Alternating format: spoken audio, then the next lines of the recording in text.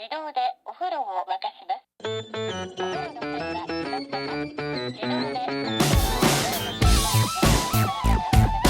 Hello and welcome to another episode of No Such Thing as a Fish, a weekly podcast. This week coming to you live from York.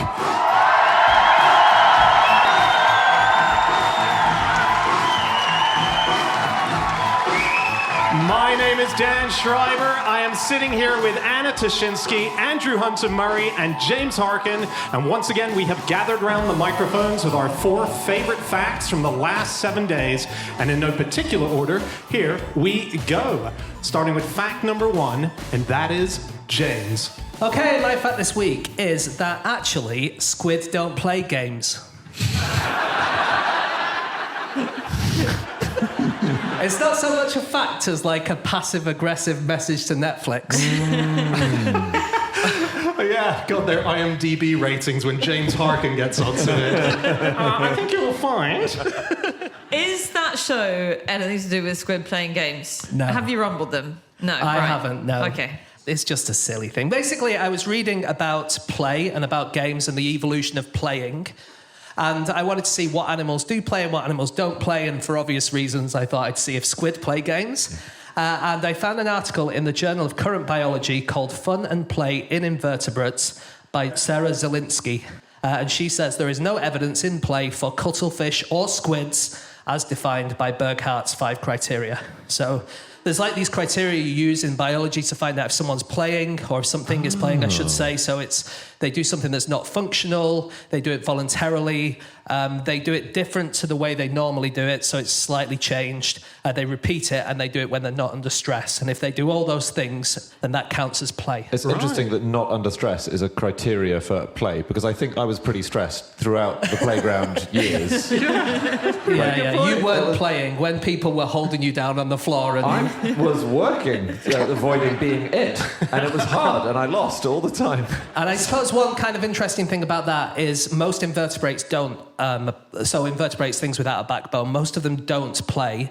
But octopuses that are very closely related to squid, they do play. So it's kind of interesting that those two related things do.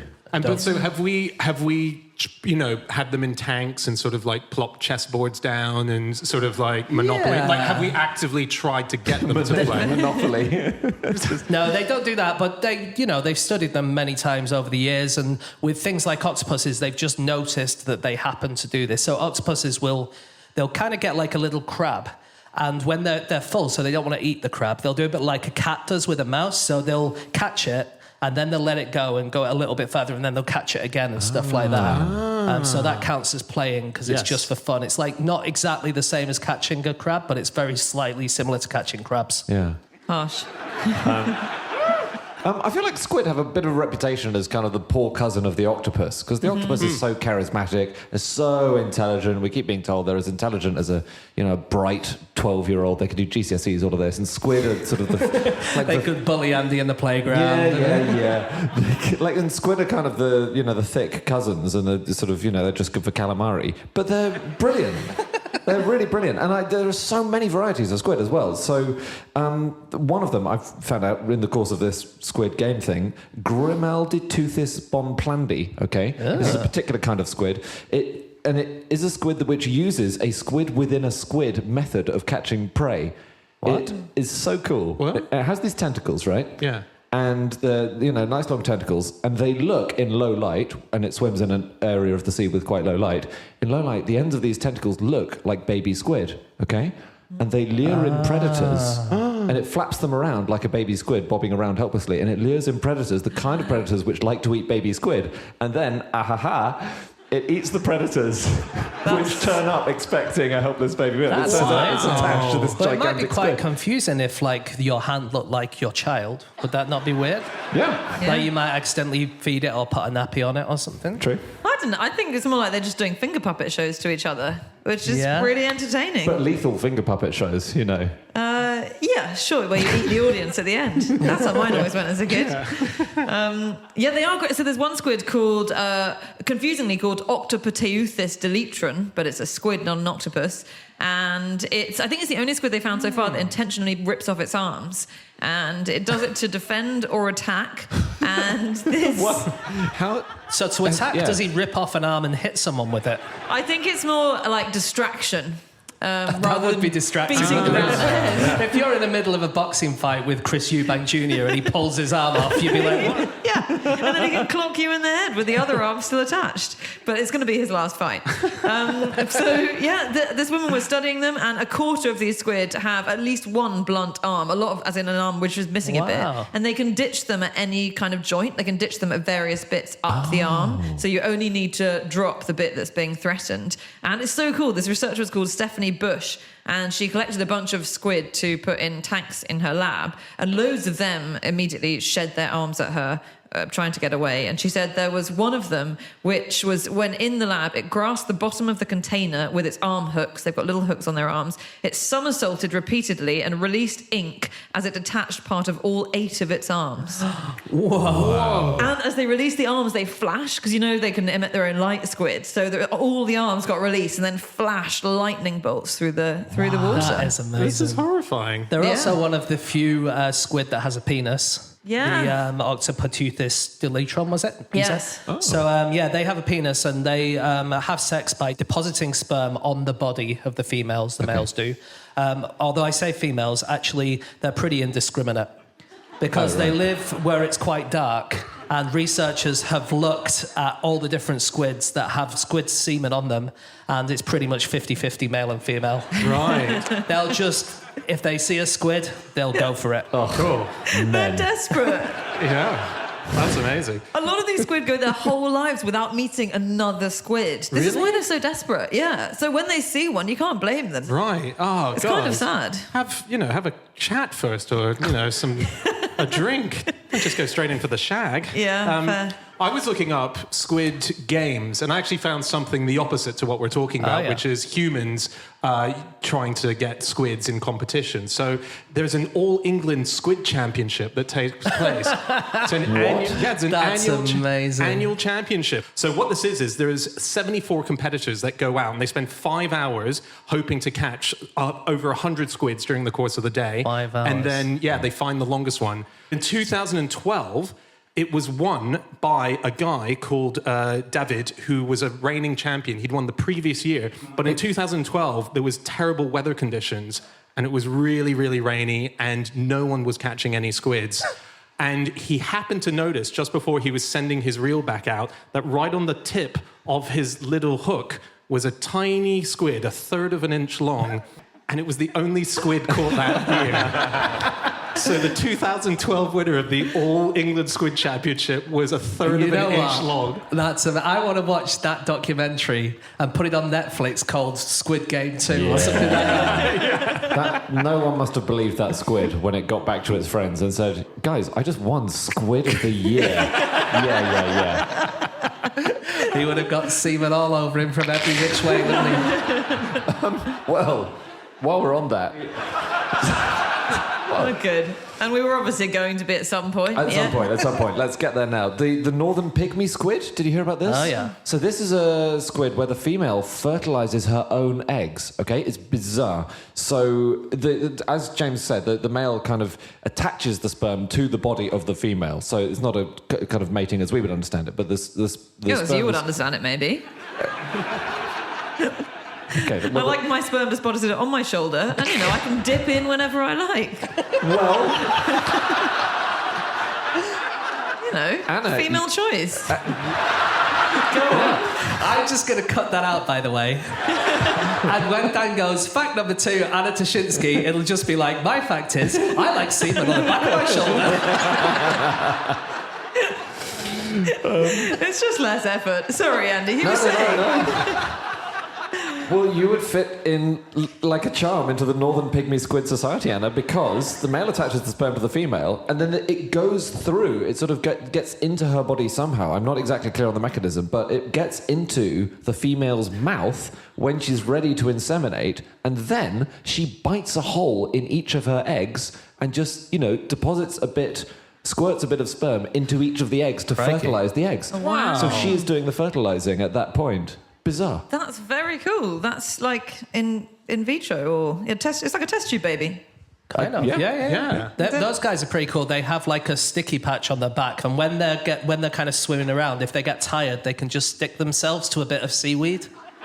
Wow. And they just watch things go past. That's and then great. unstick themselves and then swim around again. That's so cool. And we say they don't play. Come on. Yeah. Did you guys ever do a fly wall when you were kids, where you would do a somersault against a Velcro wall? Yeah, That's yeah. just like that. No. Well, we didn't have a Velcro wall in our house, sadly. What Which are you room did talking you about? keep your Velcro wall in? It was next to the bouncy castle drawing room.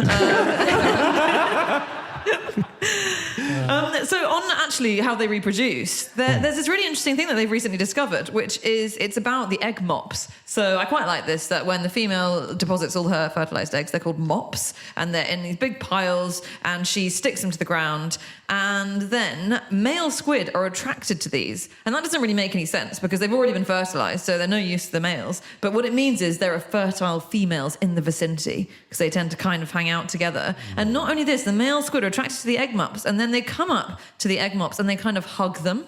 Very weird, and sort of stroke the eggs. And we didn't really know why they were doing this, but it turns out that there's a chemical on the eggs, and as soon as the male squid sort of stroke and hug the eggs, they get this chemical on their arms, and it turns them into like raging maniacs. So they go from being really chill to being super aggro, and this means that they fight other males in the vicinity, and the woman's just back there, the female's just back a little way going, okay, yeah, all right, he's got some good biceps, I'll take him. And yet, when I go and hug the children at the local playground and then get into a fight with another bloke just outside it, I'm asked to leave the park. Wow. It's a good trick. It's amazing. That's amazing. That's so cool. Do you know squid have won 2 Nobel Prizes? Have they? Yep. No, they haven't. Yes, Someone's they have. won a Nobel Prize, and it's been about them. They don't play because they are all work, and they funnel that work into the Nobel Prizes. They did all the work, really. The humans got the humans. Andrew Huxley and a few others, and Bernard Katz got the awards. But basically, it was from cutting up squids. So I think the squids deserve a bit of credit. Okay. Definitely. And the reason is they have massive nerve fibers in their body. Right, our nerves are really, really thin, really tiny. You can hardly see them. But in a squid, they're massive and you can see them. And originally they thought they were blood vessels, they're so big. But that means that you can do loads of stuff to these nerve fibers and you can learn about how they move electricity from one place to another. You know, you can see what's inside them and stuff like that. And so people studied them and they won Nobel Prizes for it. That's very cool. Yeah, cool. Eh? Nice. That is cool. I'm still giving the humans some credit for that. Yeah, fair enough. 50-50. We need to move on to our next fact in a second. I read an article on something called Mel magazine online. I think they were a bit short on ideas and they wanted to piggyback on Squid Game. So they asked a group of squid fishermen who are in the Squid Game if their job is anything like the TV show. One of them said that in the show, most people are looking out for themselves, and that's very similar to squid fishermen because they have secrets about how to attract squid, and many of them will not share the knowledge with other people. Well, that does happen a bit in Squid Game. Exactly. Does it? Okay. And another person... It's still a bottom of the barrel commission for this magazine. Another person said, squid fishing is actually really fun and it's a family-oriented sport, so it's nothing like Squid Game.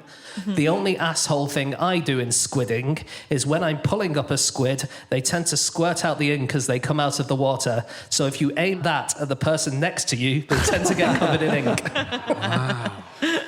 That's really fun. They're their own little water pistols. Yeah. Yeah. Cool. Oh, I so want to know what the techniques are to lure a squid in.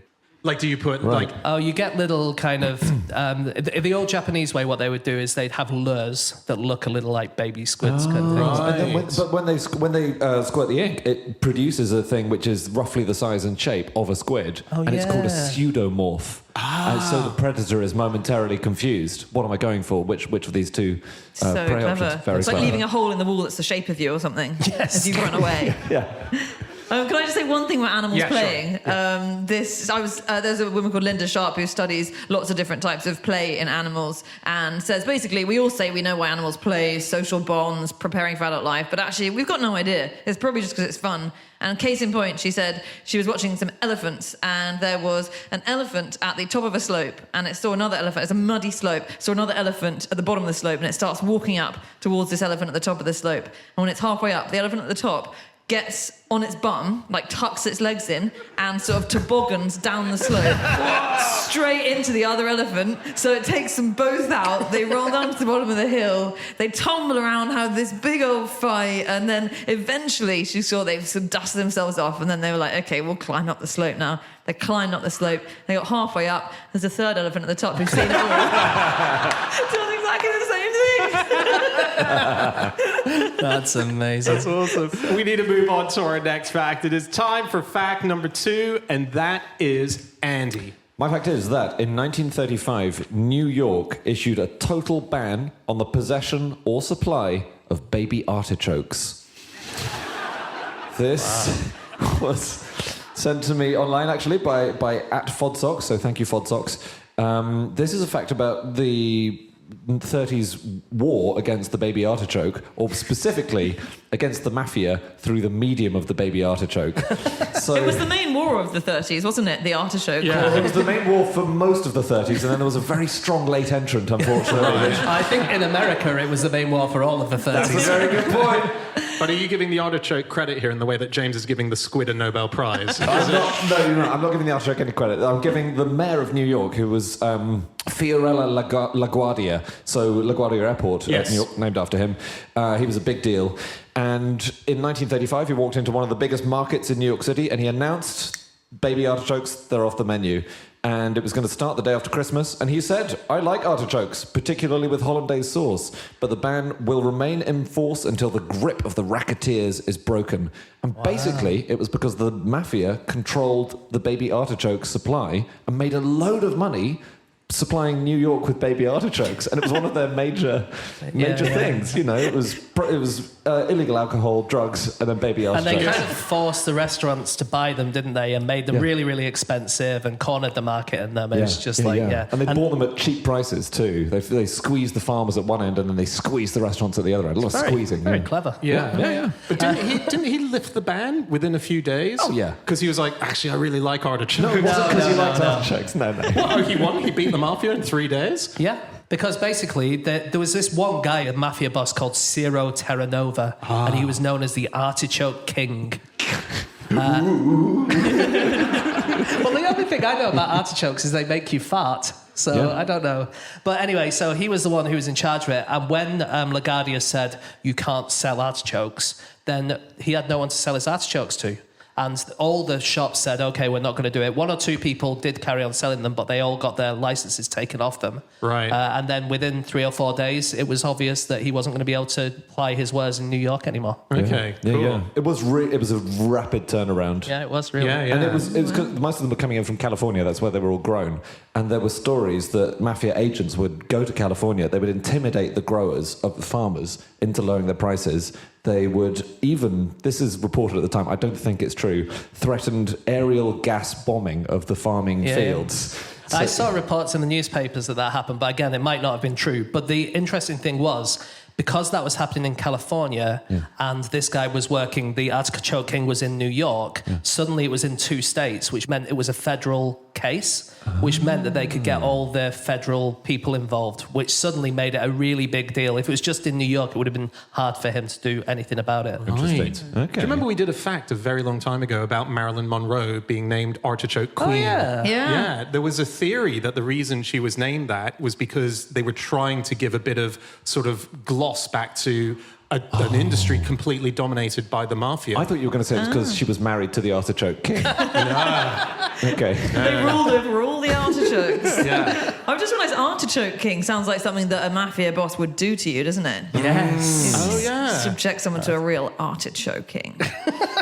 By stuffing those weird white frond things in the artichoke down your throat. That's how you do it. You'd make them eat that middle white bit. Anna, you are terrifying. I'm frightened of artichokes. The sperm shoulder bandit struck again last night.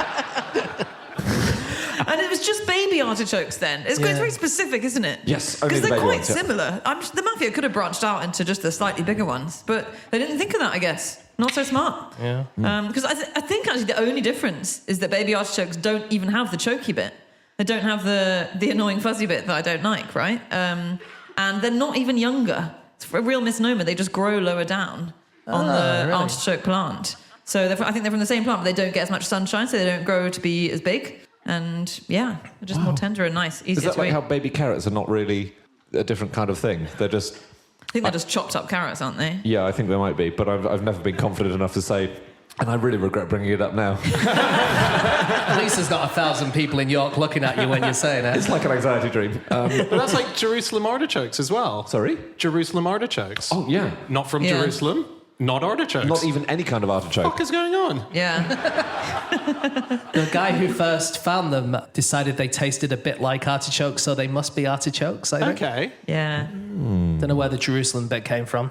I love the Jerusalem bit. This is one of my favourite etymologies. This is because, so they look like sunflowers, Jerusalem artichokes, on obviously not the like gross tuber bit, but the bit that grows out of them look like sunflowers.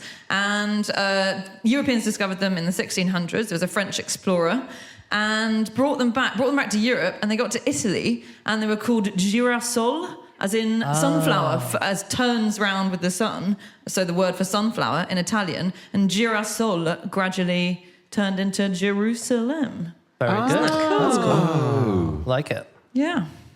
Do you know that the Italian word for mafia, or for a mafia clan, is ciosca, or sosca, and that means artichoke heart?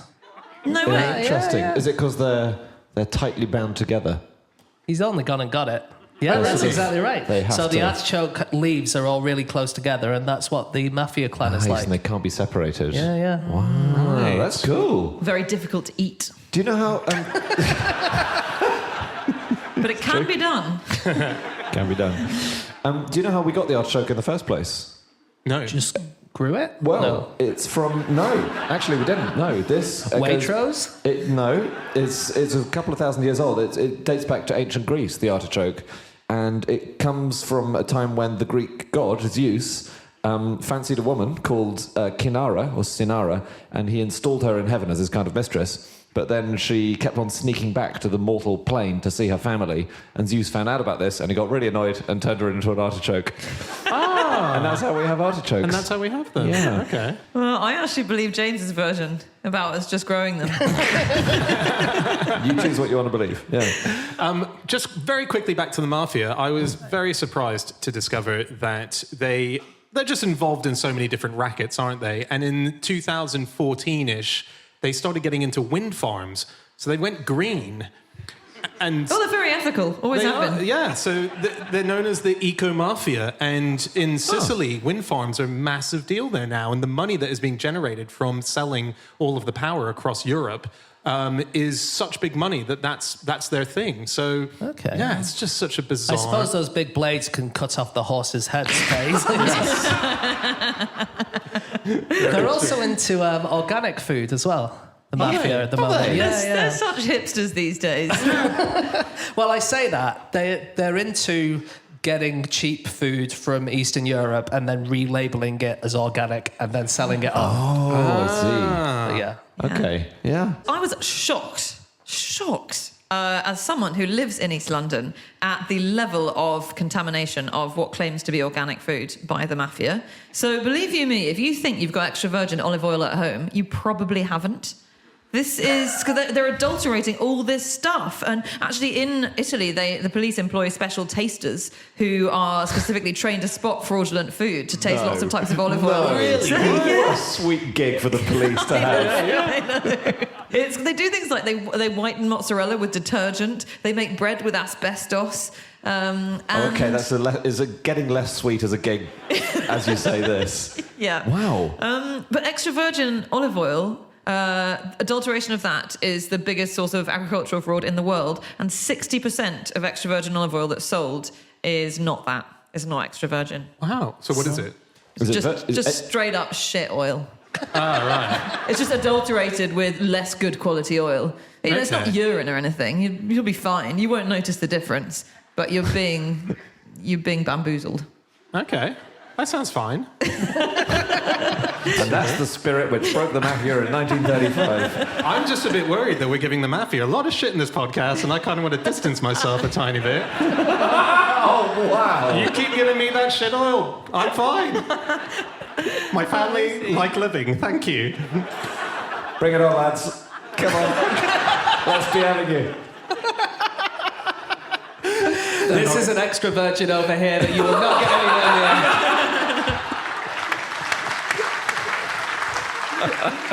near. It is time for fact number 3, and that is Anna.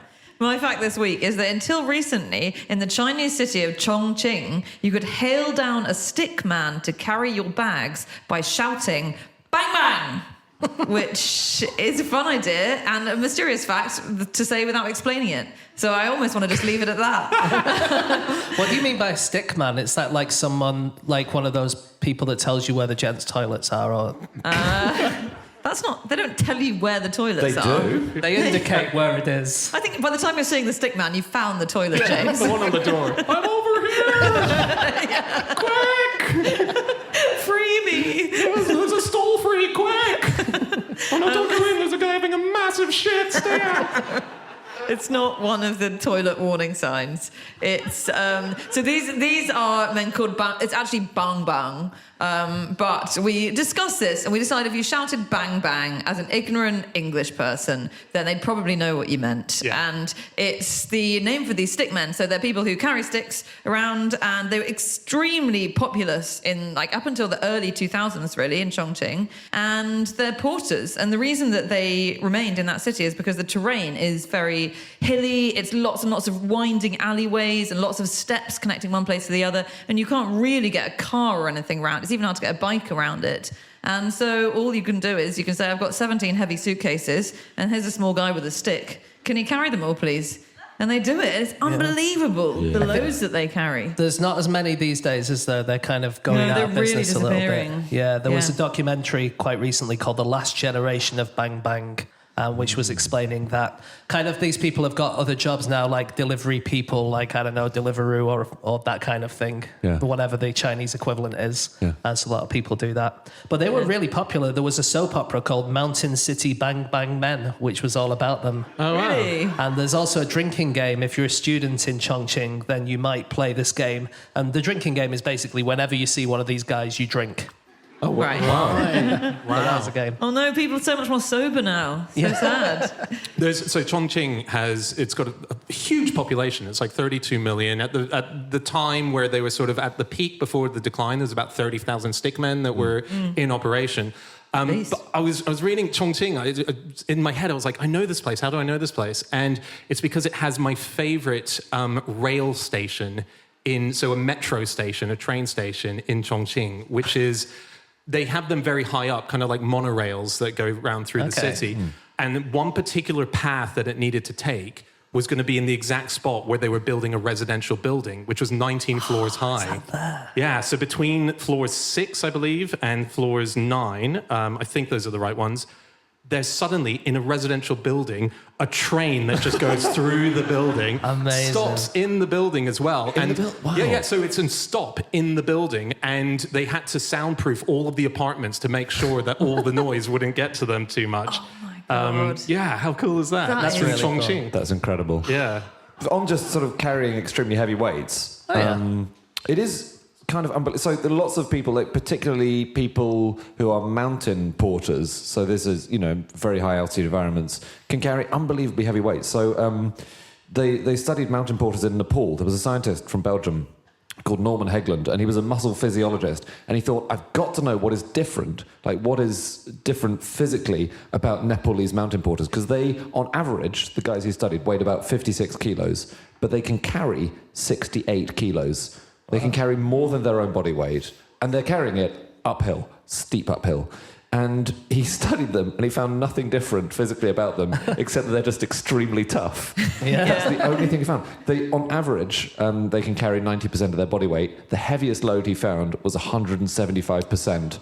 of the guy's weight that That's he was really carrying. cool. And by comparison, physically fit Westerners, you know, if you're backpacking or whatever, you can do about 25% of your weight for a couple of days, and then it really, really hurts. Yeah. But these guys have just done so much of it. Yeah, but the other thing that he said that he noticed is that they're incredibly slow. They just keep to a pace. And so, for example, if they were going to a Saturday market and they were running late, they would get up late before, early in the morning, and they would just rather walk there at their super slow pace rather than in any way be fast. Oh, really? Like Fast go is- through the night. Yeah, kind of they'll go thing. through the night. Yeah. Like fast is just not an interesting. option for them.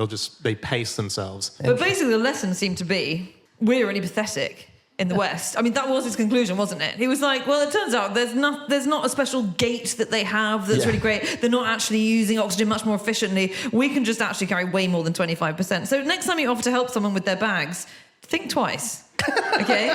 Because we should be carrying this amount as well. There are some people in Europe who do this as well. So in Slovakia, in the Tatras Mountains, there are a load of hostels that are really high up, but there are no roads that get there. And so they have to take everything up there. So they'll take, if they need a refrigerator up there, they'll strap it to the back and just walk up. If there's a microwave, they'll strap it to the back and just walk up. And the record, the amount that the strongest person that's ever taken up to these hostels in Slovakia, it was going to the Lako Kalunga Castle Hotel, and this guy carried 207 kilograms on his back to this place. And that, if you don't know what that is, that's the equivalent to carrying a red deer, an upright piano, or all of Little Mix. Wow. Whoa! Wow. Jesus. That's really put Little Mix into context for me. We've all learned something from that All of comparison. Little Mix were the same as one red deer. I reckon. Either red deer are a lot bigger than I thought, or Yeah. Little Mix are a lot smaller. Well, I mean, the and clue's in the name, the Little Mix, Yeah. obviously. Yeah. You wouldn't- you But wouldn't- which yeah. Little Mix? Because there were 4, but now there's 3. So It's the four. The four. yeah. Okay. Yeah. No, that gives Which context. lineup? Which Sugar Babes lineup could he possibly have taken? I was reading about porters generally and just seeing, what roles they've played in history. And I found a really fun thing, which is in 1930, a porter carrying some luggage led to the creation of the Association for Mutual Help of the French Nobility. And this was It's a bit late for them, I think, by then, isn't it? Could have done that 150 years earlier. This is the thing, right? It's basically looking after all the noble people who fell from grace. So 2 people were walking along, they were having their luggage carried, and they suddenly noticed the person carrying the luggage was someone of noble stock. And they thought, hang on a second, what's going on? Why are you doing this menial job when you should be, glorified in your family's right to be great? And they said, we need to give you some money. And they thought, what if this is happening elsewhere in France? And so they set up this association, and people can still to this day apply for please send my kid to a good school because we don't have enough money, but we're from noble background. Look at our surname. No. And they bust a bunch You of know French what? people. If you're going to give some money to charity, perhaps there are a few others other than the posh French people. Absolutely not. I'm changing all my direct debits right now. This is unbelievable. They need another revolution. Did they learn nothing? I want to know how they noticed that the guy carrying the bags was of noble stock. Yeah. That's the big question for me. Like, did he have a birthmark? He was sort of- bleeding. His hands were bleeding because of the blisters, and I guess the blue blood, does that give it away, maybe?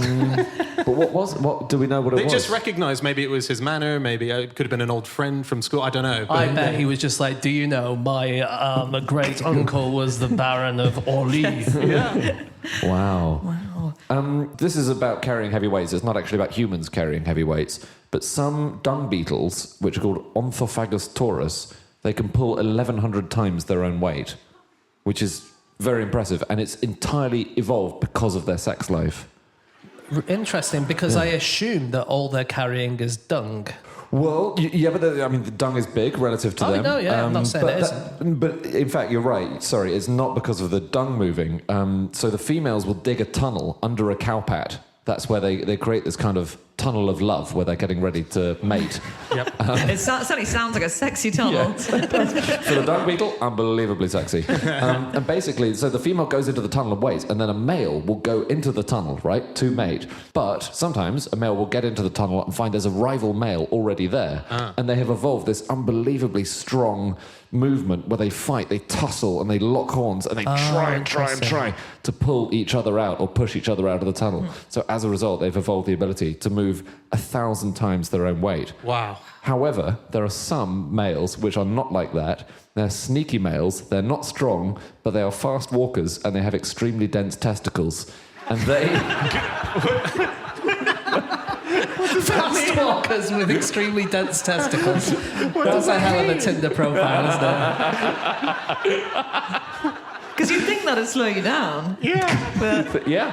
But it could be the momentum can pull you forward sometimes. yeah. You know, like when you walk and you kind of move your arms back and forward, you could swing your testicles as you walk. Yeah, or a standing long jump, you propel yourself forward, yeah. Anyway, so they sneak into the tunnels, attempt to shag, attempt to get out quickly. That just the woman turns out she prefers the dense testicles to the extremely strong ones? Is that the idea? How are they winning? It's not clear what criteria she's applying. Right. I think if there's a male there, she'll mate with it. I've not got my head around the dense testicle thing. What is that doing? Like, what is it? Well, it just means they're producing a lot of sperm and they can quickly get in, mate, and get out. I guess they've put their resources into sperm quality rather than into physical power.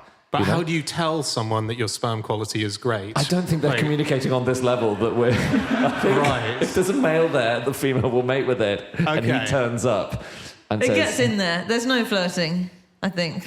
It's a bit like... You're in a tunnel under a cowpat. I think the romance is pretty dead.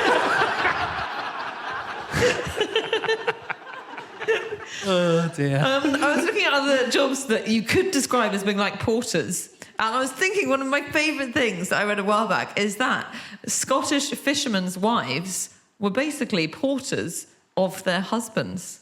So this is, in the 19th century, the herring industry was massive in Scotland. Basically everyone was a herring farmer, herring fisherman.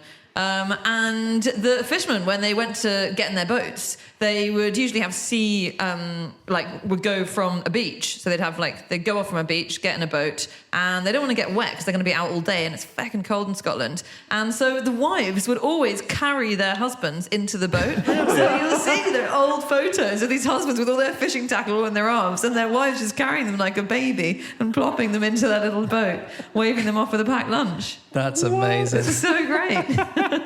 The man who has carried the heaviest load for 10 metres in history was a guy called Patrick Bobonian. And at the end of walking the 10 metres, he shouted out, "Vegan power!"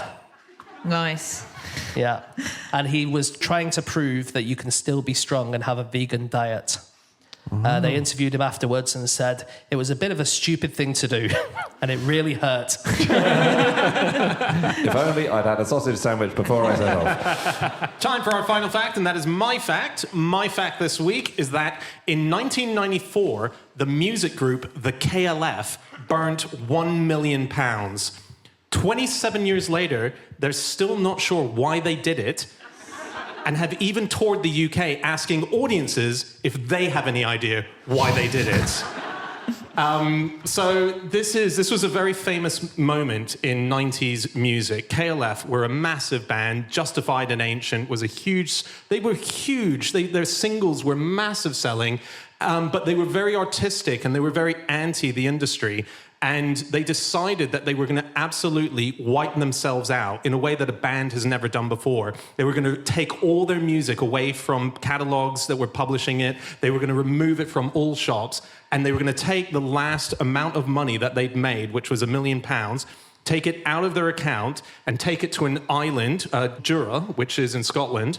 And they went to a boat shed and they set it alight and they burnt £1 million. And there's a lot of controversy. Did they really do it?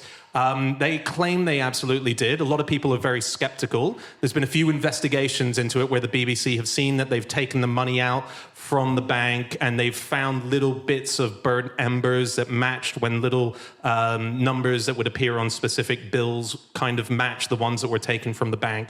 But did they really do it is a question a lot of people have. I think they did. James, I think you're skeptical about it. I think they didn't. Just on balance of, probability, I think they didn't. They might have done. Yeah. Quite often we have facts on this, and I'm like, that's definitely bullshit. This one, I'm about 60-40 that it's bullshit. Yeah, right. But like, for instance, the little bits of burnt notes that they were found by a farmer, but it turned out that the farmer's son had gone to school with one of the band. So it's quite a nice coincidence that they found it. So I read an interview with the journalist who first wrote it up. He was called Michael Pilgrim, who's working for the Observer magazine. And he says that he still doesn't know for sure whether it was true or whether it wasn't true. I think that was the journalist who received the story, but he wasn't there. It was Jim Reed who was there. Sorry, and he was determined he was there. Yeah. So Jim Reed thought they definitely did it, I think. He did. And this guy reckons that they definitely burnt some money because he has some of the money that was burnt in his house, but he thinks possibly not £1 million. Yeah. Which I think is where I stand on it. Yeah, right. In 2017, they were discussing it, and at this festival that Dan was talking about, where they asked audiences why they did it, and they got an economist to describe it as quantitative tightening, which is a really good phrase. And there are acts who are burning money today. So there's an organisation called Burn Your Money, which sent some members in 2017 to the island of Jura to burn some of their own money. Nice. And they even have their own magazine, this organisation, which is called Burning Issue. Why are they doing that? Just to imitate the Why did the greats? initial guys do it? Yeah, exactly. So, so initially, after they did it, they did go. There was a documentary made about it because they had a friend called Gimpo who was with them who filmed it. So we do have footage. That wasn't of this his real stuff. name, was it? I can't even remember. He was called Alan Goodrick. Right, Alan Goodrick, and so You can be sure if he's called Gimpo, it's probably not his real name. it could be a Marx brother. I don't know. To Mr. and Mrs. Goodrick, a son, Gimpo. But so they took this video around the country and they asked these questions, why do you think we did it? Because they genuinely couldn't quite work it out, but they are an artistic band. And so I got this fact from a book that's called The KLF by John Higgs. It is genuinely, I think, the best nonfiction book I've ever read. Genuinely, it's my favorite nonfiction book. It's magical. And it's not just about this band, it's about what they encompass, the worlds of the occult, the esoteric, everything that was going on in pop music. It's just John Higgs, stunning. And basically, what they decided was, after they went round showing this video and not getting anywhere, but getting a lot of people furious with them, that they would not talk about it for years and years and years. So they signed a contract on the side of a car, a rented car, pushed it off a cliff as the official contract, and didn't really talk about it for 23 years. Occasionally came up in conversations. I bet it came up in conversations with the car rental firm. That film was really interesting because they filmed it and then they kind of destroyed the camcorder. But then the person who filmed it, who was Gimpo, said, actually, I'd already made a copy of it, so we can have that instead. And he turned that into a little film. And they advertised that they were going to show it in Brick Lane in London and that anyone who turned up could get free lager.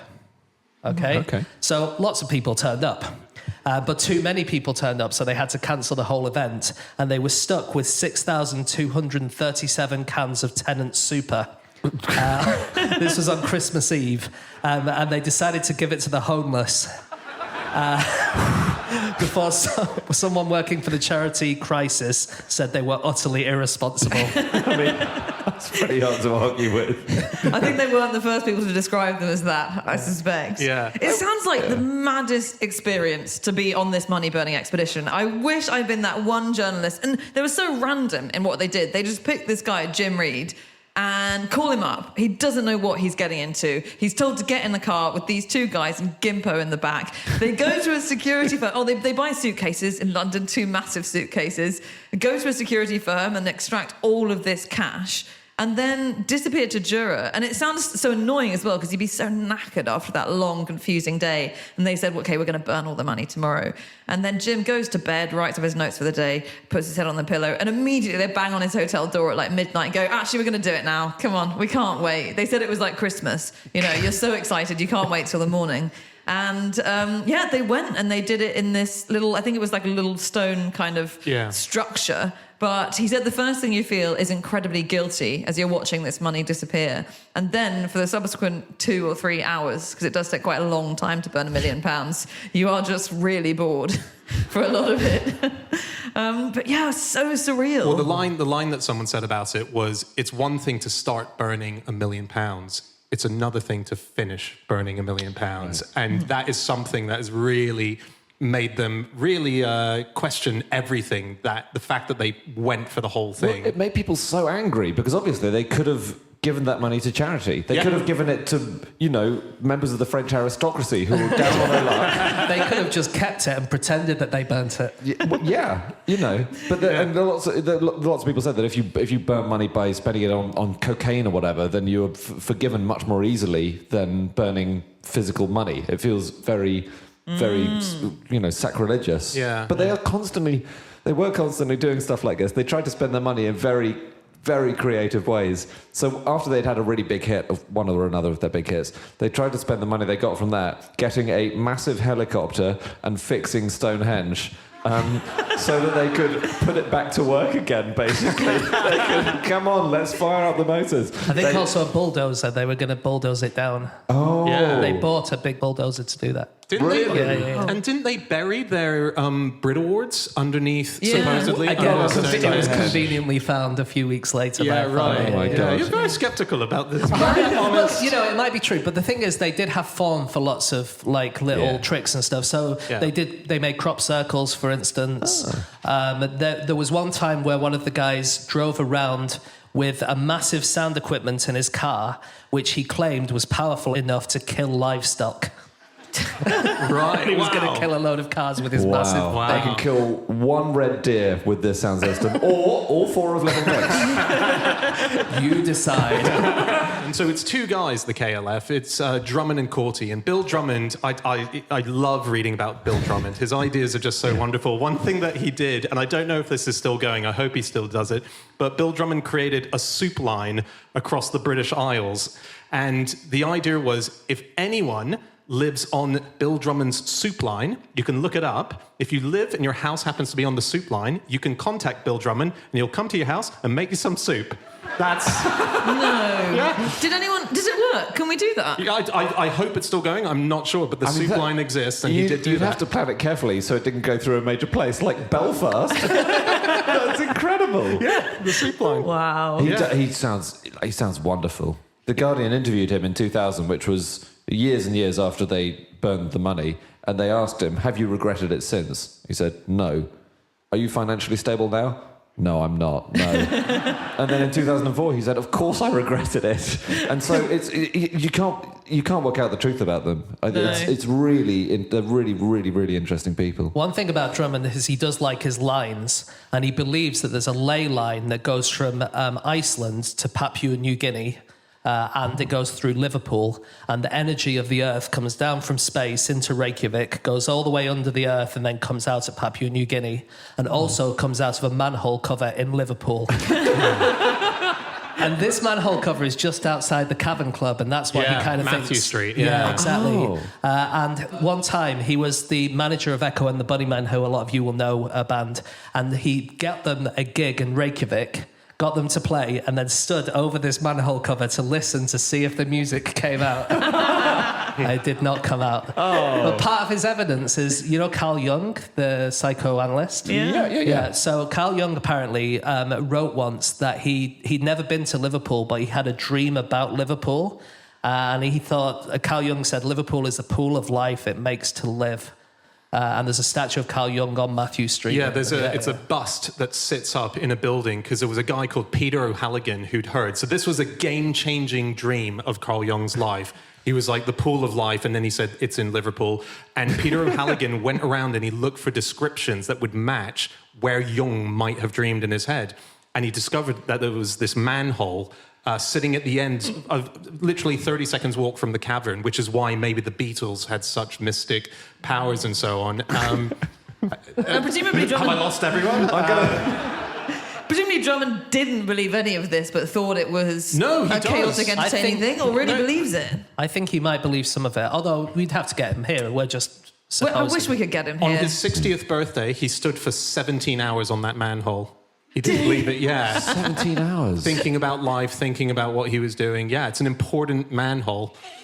I think we've mentioned before that Jeremy Corbyn also collects manhole covers. He does. Well, he doesn't collect them. Sorry, that makes him sound incredibly irresponsible, but he is an expert on them. He knows about them. Him trying to tug it from under Drummond. You're not getting this one. Like, just to draw us back towards the realms of the possible for a bit, their music is really interesting because they were hugely influential in starting sampling other tracks. Yes. And that they were one of the, some of the first people to do that. So in 1987, they sampled a passage from Dancing Queen by ABBA, and ABBA were not happy about it, and ABBA sued them and said, you've got to destroy all the unsold copies of this record that you've produced, all the unsold vinyl records. So then, the KLF, the two of them, they travelled to Stockholm to give Agneta from ABBA a commemorative gold disc. They couldn't find her because they were just walking around in Stockholm.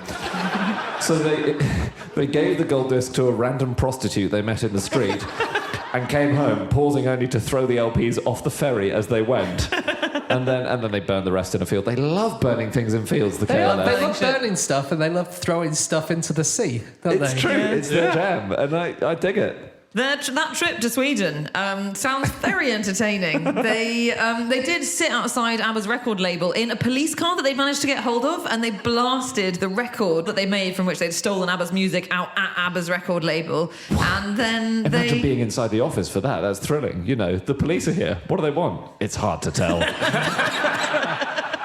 Is this a new siren? Very confusing. They killed a moose accidentally. They hit and killed a moose on that trip. Oh, no. And also they were shot at by a farmer who understandably didn't like them burning shit in his field. But they're never getting permission for anything. So the farmer's just looking out of his window and he's like, oh my God, two musicians are burning huge piles of music in my crop field. And so they shot their car and they claim they had to be towed back to England by the AA, which I didn't know the AA did call out to Gothenburg, but... They're very good. Yeah, right. But so Andy mentioned 2017, they had a panel to talk about why they did it. So there was this thing when they pushed the car off the edge of the cliff, 23 years, they said, we're not going to talk about it. And we will, in 23 years' time, have the answer. Why did we burn this money? So they set up this big festival where they were going to answer the question in 2017. And there's an amazing hour of footage you can watch on YouTube, just from one person filming the whole thing, where the KLF return. And they've got a big announcement, and they arrive in a ice cream van, and they've written a new book. And their big announcement, outside of trying to answer why they did the money burning, is that they're now no longer just musicians, but they're in the funeral business as well. And what they've done is in Toxteth in Liverpool... They'll burn you in a field, they'll throw you into the ocean. They've set up this idea that you can buy, and I've seen it online, and I almost bought a brick the other day. You can buy a brick where you put in, if someone's passed away, a milligram, I think it is, or a few milligrams of the ashes of that person, and it gets baked into the brick, and they're building a ginormous pyramid in Toxteth where every year they add new bricks to it, and it's going to be something 30-something They're thousand hoping bricks. to do it, I think. Like, they haven't started yet, have they? I think. Have they got planning permission from the people of Toxteth? Because I imagine there'll be questions about this huge... the Toxteth Day of the Dead, it happens on November 23rd. Yeah. It's going to happen this year. I'm going to it. What, Toxteth Day of the Dead? Yeah, it's a big festival. They walk through the streets. It's not a big festival. It's not Glastonbury. It's a couple of old rockers. I've never heard of it, yeah. No, it's new. Yeah, 2017 was the first one. Yeah, it was about 400 people, and they would walk through the cities of Toxteth wearing like this classic Day of the Dead sort of stuff. You would buy a ticket and you didn't know what to expect. You didn't know what you would do. And they would take the numbers, and like if you were like number 1 to 20 or something, you would have to form a band. And then the next people would have to get a tattoo done. It was like Taskmaster, really. It's pretty much like that. And another group had to commandeer as many supermarket trolleys as they could and stuff like that. But before they did this, before they started doing this pyramid, which they will probably do, they had another idea where they wanted to build a pyramid containing the same amount of bricks as there were people born in the 20th century. It's quite a nice idea, isn't it? How is that? Well, unfortunately, it's 10 billion. The Great Pyramid in Giza has 2.3 million. Right. So it would have been a hell of a pyramid. That's true, unless you had tiny bricks and then Lego bricks. Yeah, exactly. Are they selling those bricks? Are they selling those bricks in it? Is it a pyramid scheme? Is what I'm trying to say. Hey! Thank you. Very nice. Hey, we've got to wrap up. We can't end on I'm that. afraid I'm ending it on that. That is it. That is all of our facts. Thank you so much for listening. If you would like to get in contact with any of us about the things that we've said over the course of this podcast, we can be found on our Twitter accounts. I'm on @Schreiberland. Andy? It's Andrew Hunter M, but please don't write about the pyramid scheme thing. I'm sorry. James? @James Harkin. And Anna? You can email podcast@qi.com. Yep, or you can go to our group account, which is @NoSuchThing, or our website, nosuchthingasafish.com. All of our previous episodes are up there. There's also links to all the upcoming tour dates of our Nerd Immunity Tour. Do come and see us, but I just want to say thank you so much, York. That was so much fun. We had an awesome time, and we will be back again next week with another episode. We'll see you then. Goodbye!